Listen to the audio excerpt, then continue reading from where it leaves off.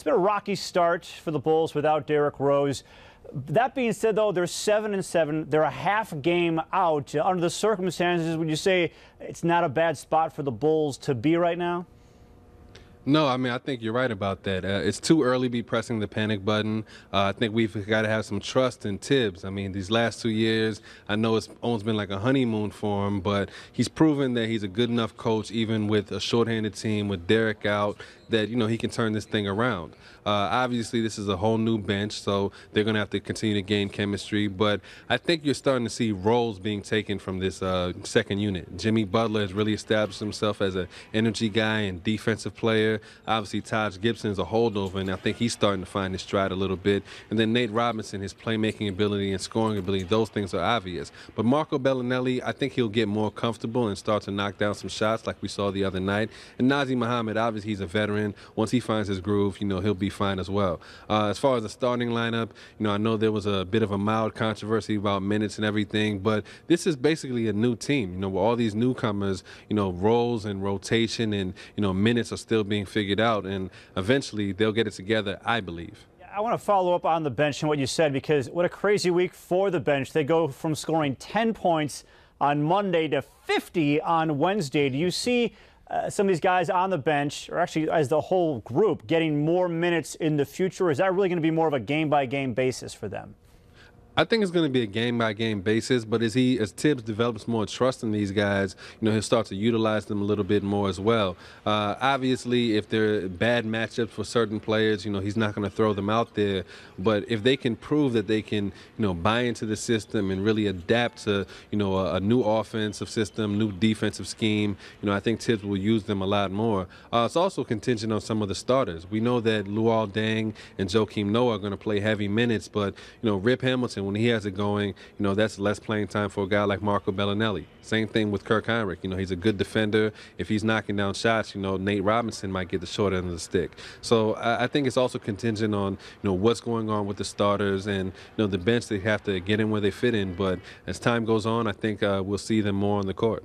Bulls fans maybe still trying to get over that first-round playoff loss to the Sixers last season. They're playing Philadelphia on Saturday. Did any of the guys talk about getting some redemption, getting some revenge? Are they a little more up for this one because of the recent history against them?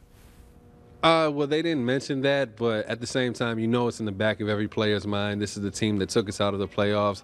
At the same time, it's a new Sixers team. No Andre Iguodala, no Lou Williams coming off the bench. Our old friend Elton Brand, we saw him the other night with Dallas.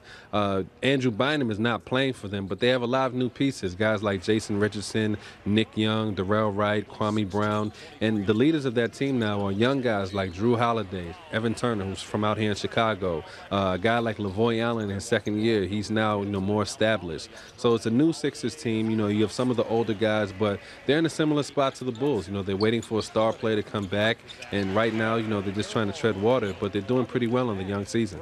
Things have been pretty quiet on the Derrick Rose rehab front. Is there any update there, anything new that you can share about how things are going with him? You're going to hear different things. Some people are going to say he's way ahead of schedule. Some people are going to say, he's right on schedule. I heard the other day that he was, sprinting, pretty hard, but as fast as he is, who knows if that's full speed or anything. But he's just working diligently to come back. Obviously, the target date, that people, at least the reports have indicated, is after the All-Star break. So we'll see what happens. I think some of that hinges on how the team is doing. I don't think anyone wants to see Derrick come back into a situation if the Bulls are struggling and he's put in the position of trying to help them fight for a playoff spot. I think that if they're firmly in the playoffs, which I believe they can be, towards March, April, etc., I think then it will kind of clear the path for him to return safely.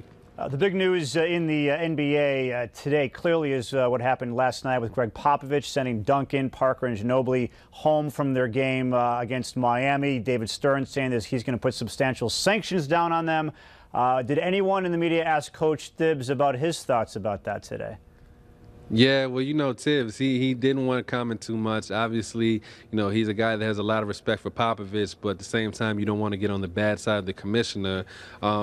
I think Tibbs feels the same way every other coach feels. What you do with your team is your business. If that's what Pop has been doing for years, people forget this was not a one-time occurrence. If he's been doing it for years, it's well within his rights to continue that practice.